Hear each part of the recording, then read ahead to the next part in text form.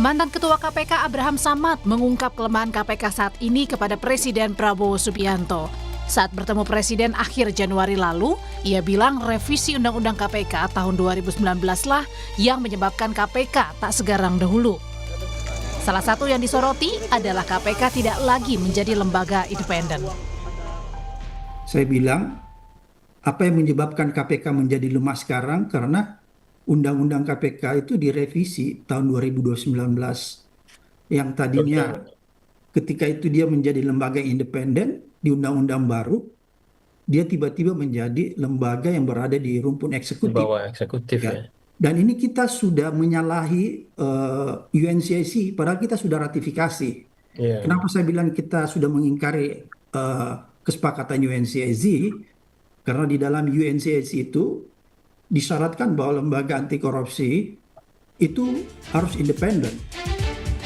Sementara menurut Wakil Ketua KPK Johanis Tanak melalui pesan singkat kepada Kompas TV menyebut undang-undang bukan barang yang bisa dipinjam lalu dikembalikan setelah selesai dipakai. KPK adalah lembaga negara yang diberi tugas melaksanakan pencegahan dan pemberantasan tindak pidana korupsi, bukan membentuk atau menyusun undang-undang. Berkali-kali pada setiap kesempatan, Presiden Prabowo menegaskan tekad dan komitmennya memberantas korupsi di seluruh lini. Presiden menekankan tak boleh ada kompromi dalam penegakan hukum. Tim Liputan, Kompas TV. Wakil Presiden Gibran Rakabuming Raka buka suara soal komitmen dan dorongan pemerintah agar rancangan Undang-Undang RUU Perampasan Aset yang diyakini mampu memperkuat upaya pemberantasan korupsi segera dibahas dan juga disahkan. Gibran menyampaikan pandangannya soal RUU Perampasan Aset sebagai instrumen kuat melawan korupsi. Gibran mendorong pengesahan perampasan aset untuk mengembalikan kerugian negara akibat tindak pidana korupsi yang selama ini sulit dipulihkan. Gibran mengutip data Indonesia Corruption Watch atau ICW soal potensi kerugian negara akibat korupsi pada periode 2013 hingga 2022 mencapai 238 triliun rupiah.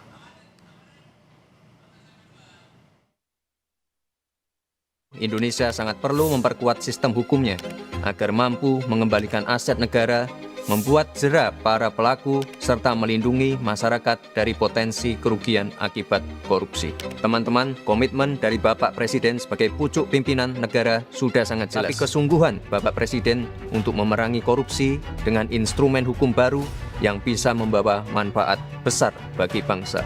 Jika kita sungguh-sungguh ingin memberantas korupsi, maka koruptor harus dimiskinkan. Inilah esensi dari RUU Perampasan Aset yang saat ini menjadi sangat penting dan mendesak. Menanggapi pernyataan Wapres Gibran soal rancangan Undang-Undang Perampasan Aset, Indonesia Corruption Watch atau ICW menilai penting bagi pemerintah dan DPR menegaskan komitmen dalam mendorong RUU Perampasan Aset harus disertai aksi nyata untuk mewujudkannya. Wacana RUU Perampasan Aset ini muncul kembali ketika adanya kritik publik berkaitan dengan pemberantasan korupsi yang dikeluarkan oleh TI, Transparansi Internasional, berkaitan dengan CPI yang menurun begitu. Jadi bagi kami adalah penting untuk menegaskan bahwa pemerintah dan DPR itu harus memiliki komitmen terhadap RUU Perampasan Aset, dan jika tidak prosesnya masih akan ditunda, maka itu hanya apa yang disampaikan oleh Wakil Presiden Gibran bagi kami hanya sekadar lip service belaka saja. Kita akan bahas komitmen pemerintah memberantas korupsi melalui